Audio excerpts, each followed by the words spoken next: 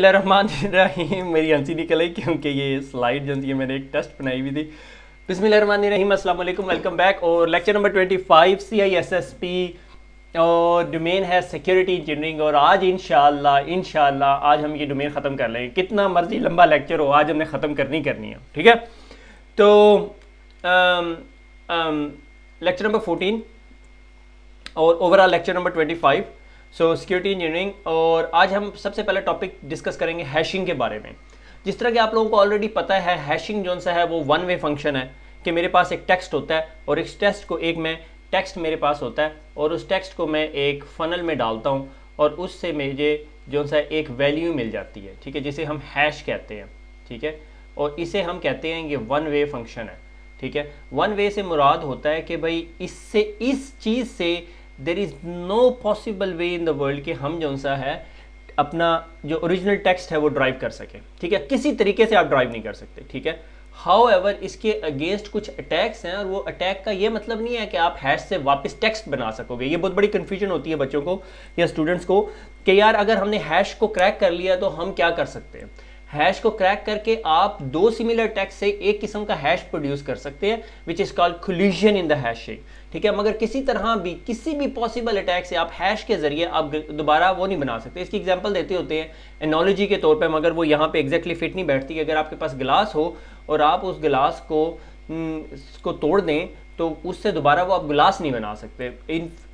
In theory आप बना सकते हैं, मगर हैशिंग को से इन थ्योरी भी आप टेक्स्ट नहीं बना सकते, ठीक है। तो ये बहुत इंपॉर्टेंट चीज़ है। सो हैशिंग के बहुत सारे फंक्शंस हैं, ठीक है। सबसे मोस्ट कॉमन जो है वो MD5 हैश है, जो कि अब जो है 1992 के अंदर MIT ने बनाया था। और वो जो हमें हैश देता है, जैसे डाइजेस्ट ये हैश एक सिमिलर वैल्यूज़ को कहते हैं, इस इंटरचेंजेबली यूज़ होती है कि अगर मेरे पास ये फाइल है और उसको मैं MD5 हैश फंक्शन में निकालूं तो मेरे पास जो वैल्यू आएगी वो 128 बिट्स होगी, ठीक है। कभी कभी जब हैकर जो सा होता है, अगर आप कभी हैकर्स का कोई कोड या वेब शेल देख रहे हैं और वो इनक्रिप्टेड है, जब आप उसे डिक्रिप्ट करते हैं तो उसके अंदर कोई हैश वैल्यू होती है तो आपको, और वो हैश वैल्यू हेक्साडेसिमल में होती है, तो आप उस हैश वैल्यू को देख के अंदाज़ा लगा लेते हैं कि ये MD5 का हैश है, SHA-1 का हैश है, तो आपको अंदाज़ा हो सकता है कि आप इसे क्रैक कर सकते हैं या नहीं, ठीक है। एनीवे, सो हैशिंग का फंक्शन आपको पता है कि अगर आप अक्सर दफ़ा आप वेबसाइट के ऊपर से फाइल डाउनलोड करते हैं उसके साथ हैश लिखा हुआ होता है। वो किस लिए होता है कि खुदा ना खास्ता किसी ने डाउनलोड के दौरान आपकी फाइल कंप्रोमाइज़ कर दी तो हैश टोटली चेंज हो जाएगा, ठीक है। और कुछ वेबसाइट्स जो से अपने पास पासवर्ड सेव करने के लिए हैशिंग यूज़ करती हैं। गो के इट्स नॉट रिकमेंडेड प्रैक्टिस के MD5 कभी भी यूज़ किया जाए क्योंकि इसके अगेंस्ट बहुत ज़्यादा अटैक अवेलेबल है।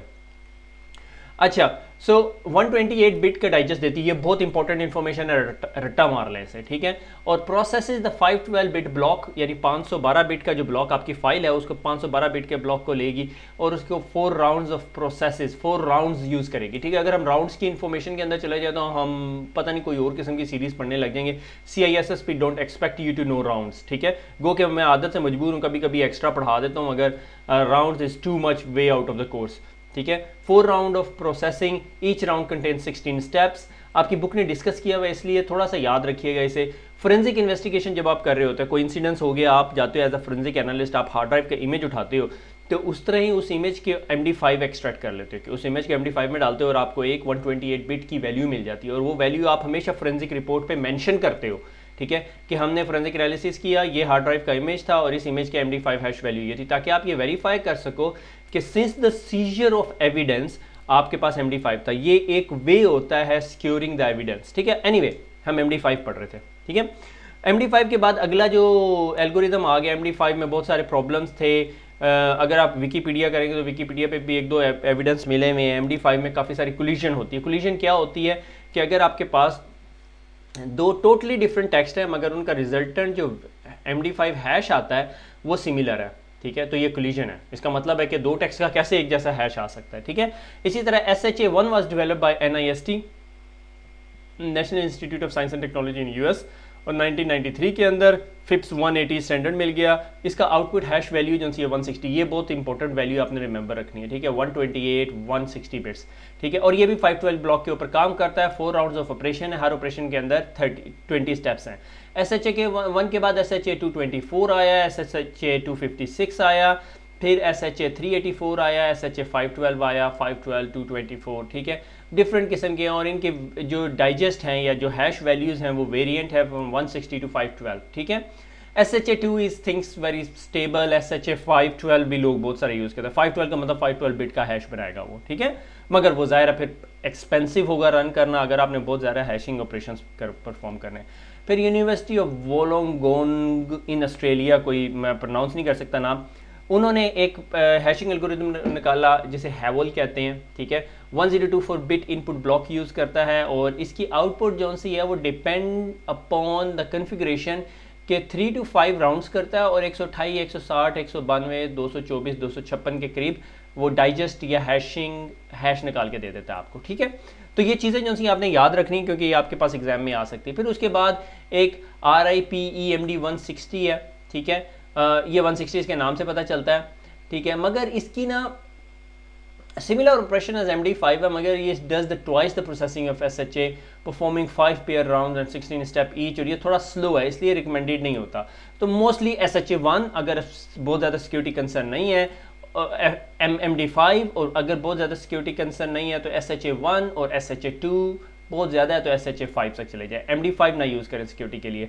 अब जो डिजिटल सर्टिफिकेट्स जो से आपके थे, गूगल जो है अगर वो SHA-1 से यूज़ हुआ हुआ उसके अंदर डिजिटल सर्टिफिकेट के अंदर, तो वो गूगल कह रहा है कि अब हम इसे यूज़ नहीं करेंगे। Not because SHA-1 is fully compromise, because ये काफ़ी ओल्ड हो चुका है, ठीक है। कितना ओल्ड हो चुका है? 1993 से, ठीक है। इस वजह से वो कह रहे हैं कि यार अब इसे यूज़ नहीं करें, ठीक है। इसलिए SHA-2 यूज़ करें, SHA-5 यूज़ करें, ठीक है। अच्छा, attack on hashing algorithm. Hashing algorithm में दो किस्म के बेसिकली अटैक्स होते हैं। नंबर 1 क्रिप्ट एनालिसिस, ठीक है, डिफेक्टिंग द क्रिप्टोग्राफिक सिस्टम, कि आप उसे एनालाइज करते हैं, अंडरस्टैंड करते हैं कि यार ये फंक्शन किस तरह काम करता है, ठीक है। और फिर उसको जोन सा है आप फिर उसका कोई सोल्यूशन निकालते हैं, ठीक है। इसका एक सोल्यूशन जो क्रिप्ट एनालिसिस से लोगों ने निकाला is called a rainbow table, ठीक है। रेनबो टेबल बहुत डेंजरस है, it's a death of hashing sort of thing, ठीक है। हैश क्या देखो, अगर मेरे पास एक वेबसाइट है, ठीक है, वहाँ पे एक यूज़र नेम की फील्ड है, ठीक है, और एक पासवर्ड की फील्ड है, ठीक है। और जब ये पासवर्ड एंटर होता है, ठीक है, तो ये पासवर्ड का जो मैं हैश कैलकुलेट करता हूँ, ठीक है, और उस हैश को अपने पास डेटाबेस में सेव कर लेता हूँ, ठीक है। ये हैश में डेटाबेस में पड़े हैं। अब होता क्या है कि एक हैकर आता है, वो मेरी यहाँ से डेटाबेस उठा के ले जाता है और उसके पास सारे पासवर्ड्स आ जाते हैं। अब मैं कहता हूँ यार पासवर्ड जो से हैं वो हैश्ड हैं, वेल इस हैश्ड, ठीक है, मगर हैकर क्या करता है, हैकर ने अपने पास, हैकर को पता है कि ये वेबसाइट ने 6 अल्फ़ाबेटिकल करैक्टर या 8 अल्फ़ाबेटिकल करैक्टर्स का पासवर्ड रखे हुए हैं, ठीक है, अल्फ़ाबेटिक एंड न्यूमेरिक वैल्यूज़, ठीक है। हम थोड़ी सी कैलकुलेशन करेंगे, मेरे ख्याल में मैंने कहीं लिखी हुई है अगली स्लाइड में, ठीक है। तो वो हैकर क्या करता है, हैकर ने अपने पास एक PC रखा हुआ है, वो रैंडम पासवर्ड बनाता रहता है, ABC अल्लाह 1 2 3, आप लोग बहुत ज़्यादा हैं, मोहम्मद 786, या आप लोगों का कॉमन पासवर्ड है password 1 2 3, Pakistan 1 2 3, India 1 2 3, long live Pakistan, long live India, long live Dubai, blah blah blah. बहुत लोगों ने पता नहीं क्या क्या पासवर्ड रखे होंगे, ठीक है।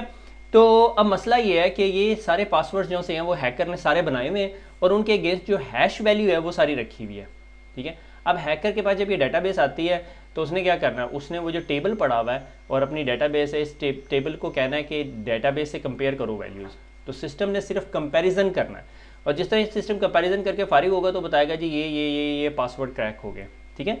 इसके लिए एक बहुत कॉमन वेबसाइट है MD5 किलर, MD5 किलर, ठीक है। उस पर कोई भी आपके पास MD5 हैशेस पड़े हों तो जाके डंप करके देखें, आपको आधे से ज़्यादा क्रैक मिल जाएंगे, ठीक है। उसके बाद दूसरा type of attack on the hashing algorithm है ब्रूट फोर्सिंग, ठीक है। ब्रूट फोर्सिंग क्या कि ब्रूट फोर्स कर देते हो आप, बड़ी स्पीड से जो है वो अटेम्प्ट करते रहते हो, ठीक है। The weakness in hashing algorithm will allow an attacker to reconstruct the original message from a hash value, ठीक है। Develop a machine that could find a collision on the 128 bit,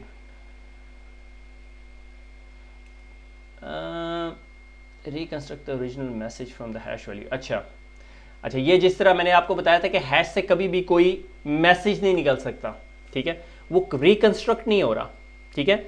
अच्छा, अब यहाँ पे मैं आप लोग ये कह रहे होंगे कि अभी थोड़ी देर पहले मैंने आपको बताया था कि हैश से किसी तरफ रिकंस्ट्रक्ट नहीं हो सकता। हाँ, मैं अभी भी उस पॉइंट ऑफ व्यू से वैलिड एग्री करता हूँ, क्योंकि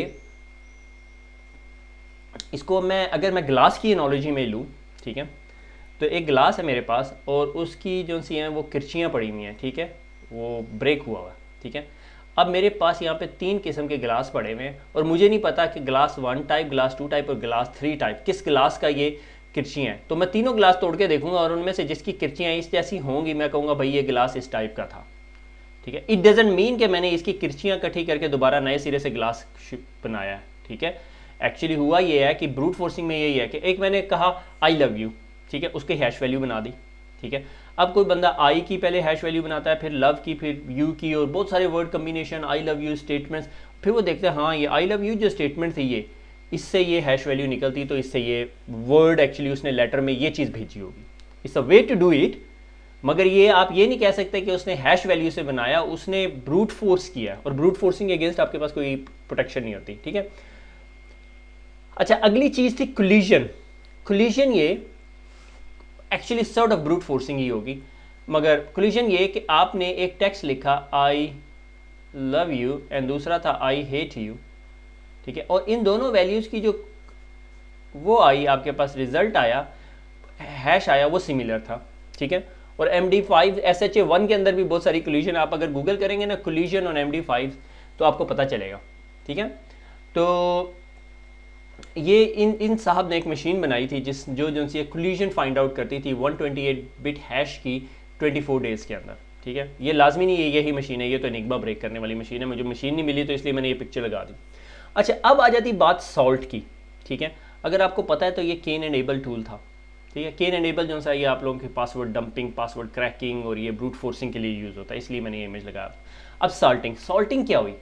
सॉल्टिंग जो सा है वो रेनबो टेबल के जो अटैक है उसको डिफीट कर देता है। ठीक है, मैंने याद है हैकर ने यहाँ पे पीसी रखा हुआ था और उसके पास तमाम पासवर्ड्स की हैश वैल्यूज़ पड़ी हुई थी, उसके पास तमाम पासवर्ड थे, तमाम हैश वैल्यूज़ थी।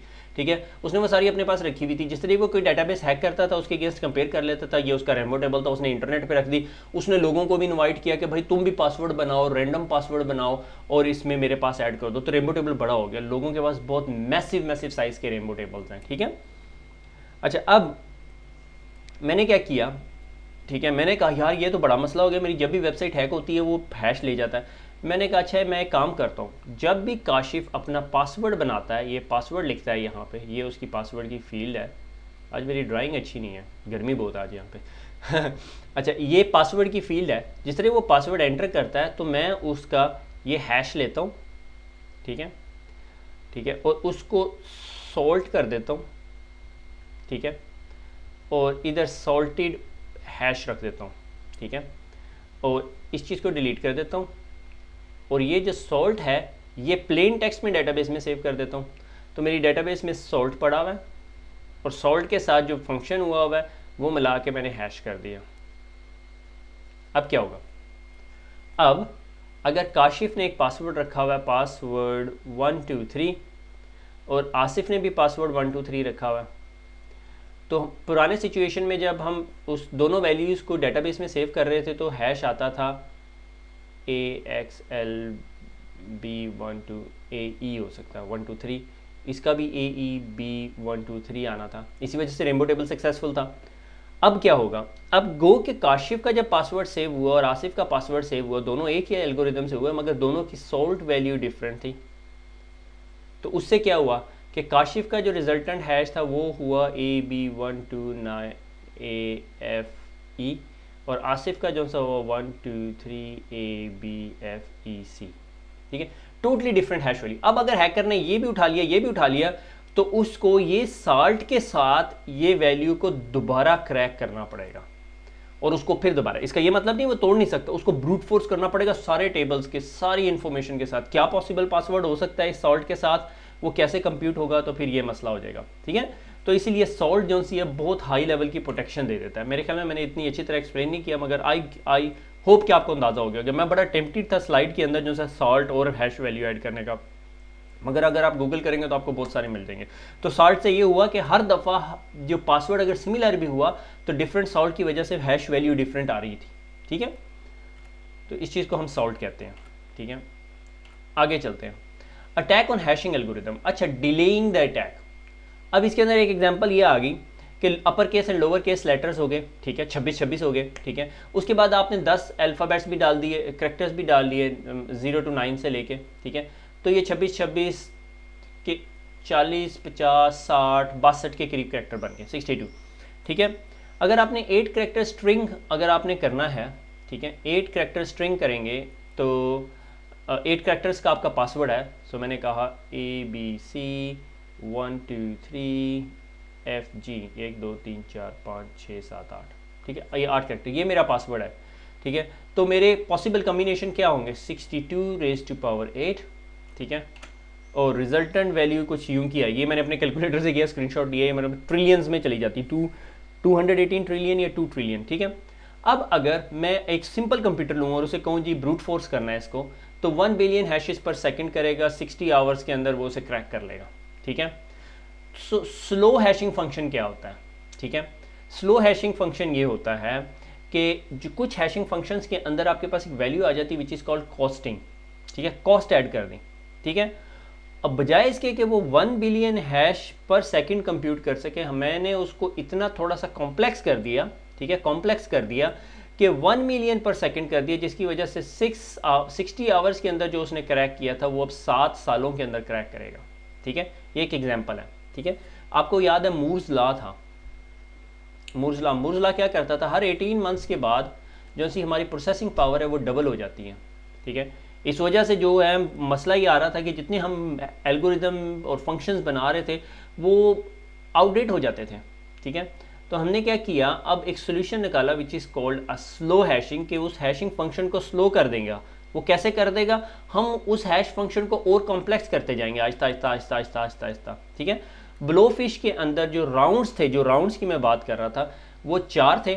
ठीक है, मगर आप 4 से लेके 31 तक आप इसे चेंज कर सकते हो। अगर आप आज 31 कर दोगे तो आपके सर्वर जो सेव कर रहा है उसने भी यही कंप्यूटिंग करनी है जो हैकर के पीसी ने करनी है, तो आपने देखना है कि कितने लोग at a time roll in हो रहे हैं, तो आपने बेस्ट वैल्यू निकालनी है। ठीक है, इसी तरह एक और इंक्रिप्शन एल्गोरिदम जो मेरा फेवरेट रहा is called the bcrypt. Bcrypt भी यही काम करता है कि वो सॉल्ट भी चेंज करता है, और अब जो पासवर्ड जो डेटाबेस के अंदर सेव किए जाते हैं वो हम हमेशा सजेस्ट करते हैं एवरीवन को कि भाई वो उस पासवर्ड को जो सा है आपने डेटाबेस में इन बी क्रिप्ट फॉर्मेट में सेव करना है। तो वो क्या होता है, एक सॉल्ट होता है और उसके साथ आपकी हैश वैल्यू होती है, और फिर बी क्रिप्ट के अंदर फिर आप इटरेशंस बताते रहते हो। ठीक है, कॉस्ट बताते रहते हो, उसके अंदर 2 डिजिट वैल्यू है।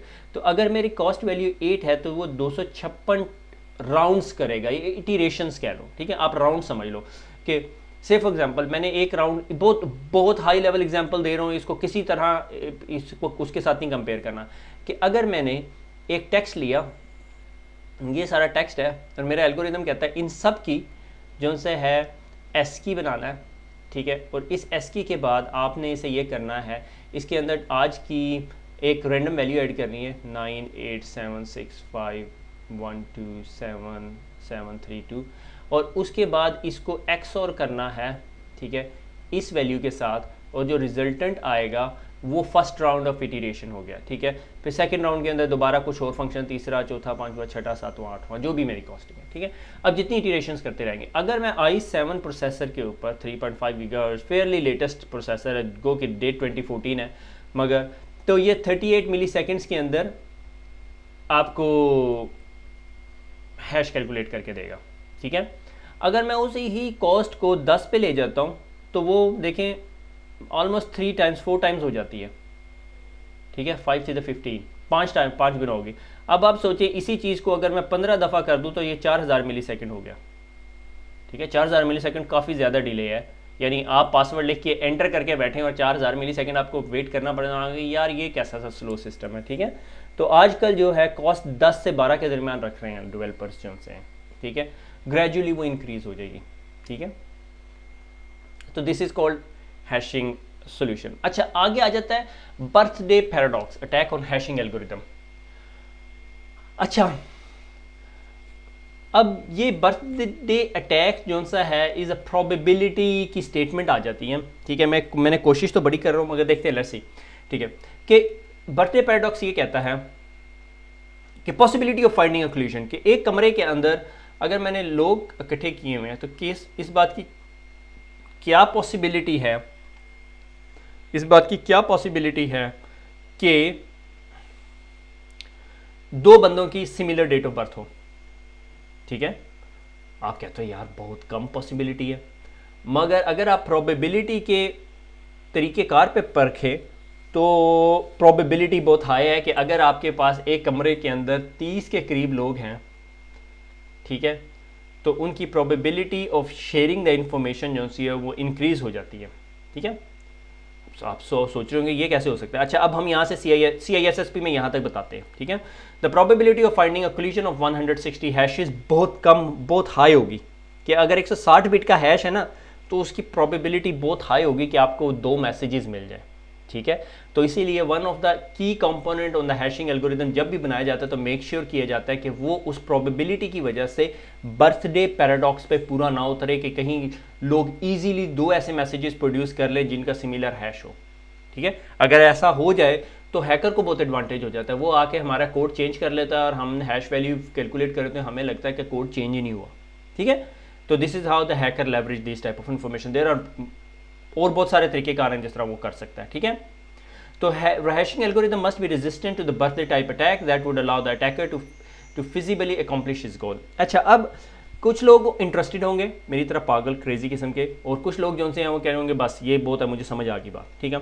अच्छा, मुझे नहीं समझ आई थी, तसल्ली सी नहीं हुई ये 30 बंदे कैसे समझ आती है, ठीक है। अब यहाँ पर हम प्रोबेबिलिटी स्टैटिस्टिक्स में जा रहे हैं, मैं इतना एक्सपर्ट नहीं हूँ, let me give it a try, ठीक है। Probability of having a similar date of birth, ठीक है। एक कमरे में कुछ लोग हैं और प्रोबेबिलिटी उनकी है कि ये सिमिलर डेट ऑफ बर्थ है, ठीक है। और एक प्रोबेबिलिटी है कि डिसिमिलर डेट ऑफ बर्थ, कि उनकी सिमिलर है ही नहीं।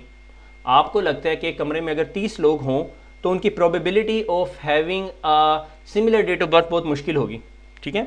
अगर हमने इसके अगेंस्ट एक फार्मूला बनाना हो, हम कहते हैं probability of similar date of birth plus probability of dissimilar date of birth is equal to 100%, ठीक है। हम कहते हैं ये 100% लोग हो गए कमरे के अंदर, ठीक है। से फॉर एग्जांपल हम कहते हैं कमरे में 30 लोग हैं, मैं कहता हूँ 27 लोगों की डिसिमिलर डेट ऑफ बर्थ है और 3 लोगों की सिमिलर डेट ऑफ बर्थ है। ये एक भी हो सकता है, 2 भी हो सकते हैं, एक तो नहीं हो सकता, ठीक है। अब मैं कहता हूँ कि अगर मैंने ये निकालना हो प्रोबेबिलिटी ऑफ डिसिमिलर लोग, ठीक है, तो मैं क्या करूँगा, मैं कहूँगा कि अगर वो एक पर्सन है तो मैं कहूँगा 365 दिन है बटा 365 दिन। अगर 2 बंदे हैं कि 2 बंदों की डिसिमिलर डेट ऑफ बर्थ है तो 364 बटा 365, ठीक है। इसी तरह अगर 3 बंदे हैं तो मैं कहूँगा 363 बटा 365, ठीक हो गया। यहाँ तक बात समझ आ गई कि क्या पॉसिबिलिटी है कि कितने % लोग हैं। तो 363 के 3 लोगों की डिसिमिलर डेट ऑफ बर्थ हो, बाकियों की सिमिलर हो, वो छोड़ दें, 3 लोगों की डिसिमिलर हो, ठीक है। अब अगर मैं कहूं कि मैंने ये निकालना है कि एक कमरे के अंदर से फॉर एग्जांपल 3 लोग हैं, तो मैं करूंगा 365 मल्टीप्लाई बाय 364 मल्टीप्लाई बाय 363 और डिवाइडेड बाय 365 ज़रा 365 जिसकी जगह क्यूब कर लेता हूँ, ठीक है। ये समझ आ गई।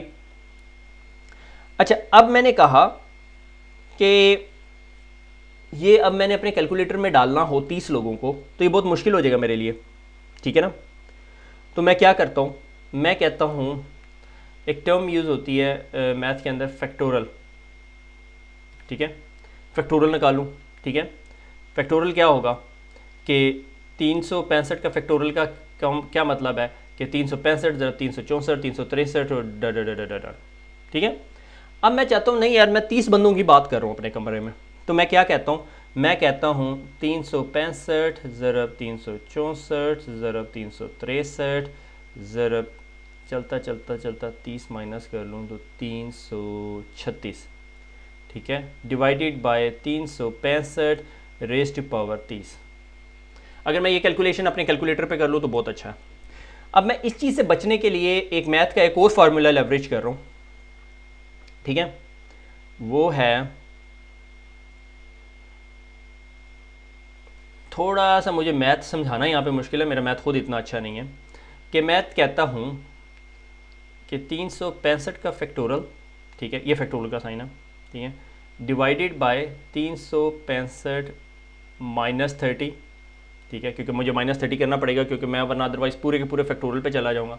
और इसको डिवाइड कर देता हूँ 365 पे, ठीक है। तो मेरे पास जो वैल्यू आती है ना, वो आती थी, मुझे अच्छी तरह याद है, 0.296 समथिंग, ठीक है। और ये परसेंटेज में निकाला जाए तो 29%।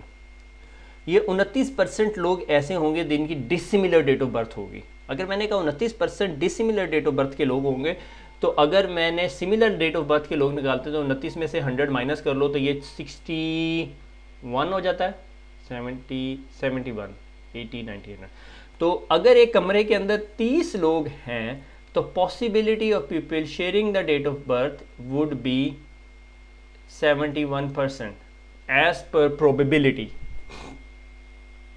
ठीक है। अगर आपको ये समझ नहीं है तो बिल्कुल परेशान ना हो, ये CISSP से रिलेटेड है ही नहीं, ये यानी मुझे वो पता नहीं क्या हुआ था, मैंने ये लिख लिया।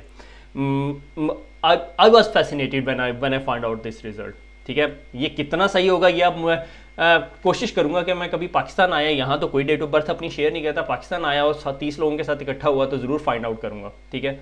अनफॉर्चुनेटली मैं इस तरह की फाइंडिंग का रिजल्ट नहीं भेज सकता, मगर मैंने देखा कि काफ़ी लोगों ने फाइंडिंग की है और उनकी finding was astonishing. 50 to 60% result हमेशा आ रहा था, ठीक है। तो बर्थडे पैराडॉक्स से ये मुराद हुआ कि अगर 30 बंदे कमरे में होने की वजह से, और पॉसिबिलिटी क्या है 365 दिनों की, तो 160 बिट हैश की क्या वैल्यू है और हमारे कितने पॉसिबल मैसेजेस होते हैं, ठीक है।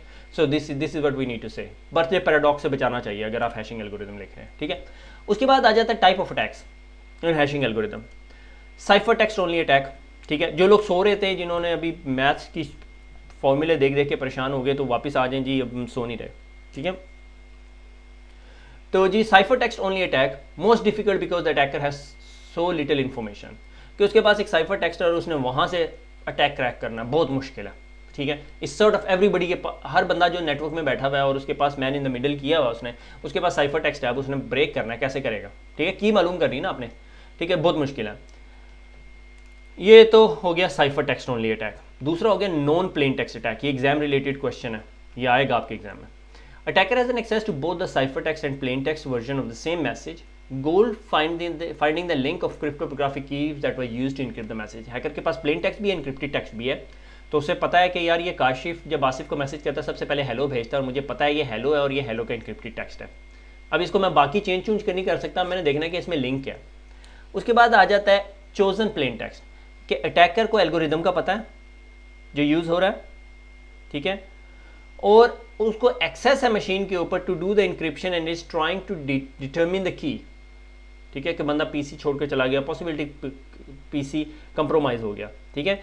वो चेंज करता है टेक्स्ट और रिजल्टेंट इंक्रिप्टेड वैल्यू भी उसके पास आ जाती है, तो वो चेंज को मैनिपुलेट करके इंक्रिप्टेड टेक्स्ट भी मालूम कर सकता है। कोई बहुत बड़ी रॉकेट साइंस नहीं है उसके लिए, तो ये बहुत काफ़ी बेहतर हो जाता है। अगर मेरे पास हो तो मेरी तो इतनी औकात भी नहीं की फाइंड आउट कर लूँ, मैं वैसे बता रहा हूँ कि ये जो लो क्रिप्टो एनालिस्ट हैं उनके लिए ये तो हलवा हो गया, ठीक है। उससे ज़्यादा हलवा ये हो गया कि अटैकर ये अब चूजन साइफर टेक्स्ट हो गया। पहले चूजन प्लेन टेक्स्ट था, उसने प्लेन टेक्स्ट चेंज किया तो साइफर टेक्स्ट भी चेंज हो गया। Attacker can choose a cipher text to be decrypted and has an access to the resulting deciphered plain text, most applicable against the public key cryptography. अच्छा, public key cryptography में क्या होता है कि मेरे पास पब्लिक की है, ठीक है, मैंने एक टेक्स्ट जो सा है पब्लिक की से इनक्रिप्ट किया और वापस लेकर आया और उसे डिक्रिप्ट भी कर लिया, फिर इनक्रिप्ट किया, फिर डिक्रिप्ट किया। अब मेरे पास सारे फंक्शंस का एनालिसिस है और मैं तसल्ली से एनालिसिस करने के बाद अब ये पूरे का पूरा इनक्रिप्शन एल्गोरिदम और की जो सी है फाइंड आउट कर सकता हूँ, ठीक है। हाउएवर जो RSA की डिप्लॉयमेंट है वो आपको सजेस्ट करती है, ठीक है, RSA की डिप्लॉयमेंट ये सजेस्ट करती है कि RSA इसके ये जो public key cryptography RSA algorithm आपका पब्लिक की क्रिप्टोग्राफी एल्गोरिदम है, मेरे ख्याल में मुझे ये चीज़ें अभी बताने की ज़रूरत नहीं आई, एज्यूम कि आपको ये चीज़ें समझ आती हैं कि RSA जो सा है को पता है इन चीज़ों का, ठीक है। RSA ने जब देखा कि चूजन साइफर टेक्स्ट के अगेंस्ट जब अटैक होता है RSA के अगेंस्ट, ठीक है, कि हैकर के पास फुल एक्सेस है कीज़ की और वो फाइंड आउट करना चाह रहा है, ठीक है, पब्लिक की क्रिप्टोग्राफी के अंदर, तो वो क्या करता है कि RSA आपको सजेस्ट करती है कि random padding optimal asymmetric encryption padding, ठीक है, रैंडम पैडिंग ऐड कर दे उसके अंदर, ठीक है। रैंडम पैडिंग क्या कि बिफोर वो आई इनक्रिप्ट द मैसेज मैं उसके अंदर रैंडम वैल्यूज ऐड कर देता हूँ, पैडिंग इन्फॉर्मेशन ऐड कर देता हूँ। पैडिंग ये कि कुछ एक्स्ट्रा अनवांटेड रैंडम टेक्स्ट डाल देता हूँ, ठीक है, जिसकी वजह से ये अटैक नामुमकिन नहीं होता मगर मुश्किल हो जाता है, ठीक है। तो आपको ये चारों अटैक्स की समझ आनी चाहिए। अगर आप itpeopleworld.blogspot पे जाएंगे, जो कि मैं ऑलरेडी डिस्कस कर चुका हूँ, वहाँ पे भी मैंने ये चारों अटैक्स के बारे में लिखा था जब मैं खुद अपने लिए एग्जाम की तैयारी कर रहा था, ठीक है। और ये बहुत इंपॉर्टेंट है, इसको जिस तरह मर्जी समझने की कोशिश करें, मेक श्योर करें कि आपको समझ आनी चाहिए, क्योंकि ये एग्जाम में आ जाता है, ठीक है। उसमें एक सिनेरियो ये होता है कि आपके पास जो सा है एल्गोरिदम है, ठीक है, आपके पास प्लेन टेक्स्ट है, आपके पास एक साइफर टेक्स्ट है, ठीक है, और ये किस किस्म का अटैक आप कर सकते हैं, नॉन प्लेन टेक्स्ट अटैक करोगे, ठीक है, कि आपके पास प्लेन टेक्स्ट भी है, साइफर टेक्स्ट भी। अब आप access to the machine use to encrypt and trying to determine the key, कि आप उसको मैनिपुलेट भी कर सकते हो, ठीक है। तो चूजन प्लेन टेक्स्ट हो गया, ठीक है। चूजन साइफर टेक्स्ट ये कि आपके पास अब इंक्रिप्शन की जो पब्लिक की है वो भी आपके हाथों में, आप अपनी मर्जी से इंक्रिप्ट कर सकते हो, आपके पास इंक्रिप्शन की है, ठीक है। तो ये जो सा है चूजन साइफर टेक्स्ट हो गया, ठीक है। प्लेन टेक्स्ट आपके पास है, आप उसे पब्लिक की से इंक्रिप्ट कर देते हो, ठीक है, आपके प्राइवेट की नहीं है डेफिनेटली। तो ये जो सा है ये चूजन साइफर टेक्स्ट हो गया। अच्छा, उसके बाद हो गया attacks on the hashing algorithm, ठीक है। तो टाइप्स ऑफ अटैक हमने ऑलरेडी डिस्कस किए हैं, उसमें उसके अलावा differential crypt analysis, side channel attack हो गया कि यार ये साइड चैनल अटैक की एक बहुत अच्छी एग्जांपल ये है कि आप देखते हो कि कितना टाइम ले रहा है ये सिस्टम इनक्रिप्ट करने में, ठीक है, और कितने रिसोर्सेज कंज्यूम कर रहा है, तो उससे अंदाजा हो जाता है की कितनी बड़ी है, ठीक है। This is called side channel attack. Like बहुत सारे सिस्टम्स पे अटैक होते थे टू फाइंड आउट कि सीपीयू प्रोसेसिंग यूटिलाइजेशन कितनी हो रही है, और बहुत सारा कुछ ड्रामेबाजी होती थी, ठीक है, इस way beyond my knowledge set, ठीक है। साइड चैनल अटैक हो गया। फॉल्ट एनालिसिस, आप फॉल्ट एनालिसिस, फॉल्ट क्रिएट कर देते हो। प्रोबिंग अटैक्स, कि आप प्रोब कर करके देखते हो कि अगर कोई ये करैक्टर करूँ तो ये होगा। रीप्ले अटैक, वो मैसेज को, इंक्रिप्टेड मैसेज को दोबारा सेंड करके देखते हो कि यार ये होता है या नहीं, कि मेरी और सिस्टम के दरमियान इंक्रिप्टेड कम्युनिकेशन हो रही है, और वो ऑथेंटिकेशन मैकेनिज्म से पहले वाले जितने पैकेट है हैकर इकट्ठे करता है, दोबारा रीसेंड करता है, मेक श्योर करता है ऑथेंटिकेशन होती है या नहीं, ठीक है, that is called replay. Algebraic attack, advance mathematics. Rainbow table हम पढ़ चुके हैं, ठीक है। फ्रीक्वेंसी एनालिसिस, कि आप देख रहे हो कितनी दफ़ा ई कैरेक्टर आ रहा है। Social engineering to get the key, आपको पता है, फ़ोन करके पूछे यार तेरा पासवर्ड की है, ठीक है, ये सारे हो गए। अच्छा, अब यहाँ पे मैं एक ब्रेक मारता हूँ क्योंकि मेरे ख्याल में काफ़ी लंबा लेक्चर हो गया ये, अब अगला लेक्चर दोबारा रिज्यूम करते हैं।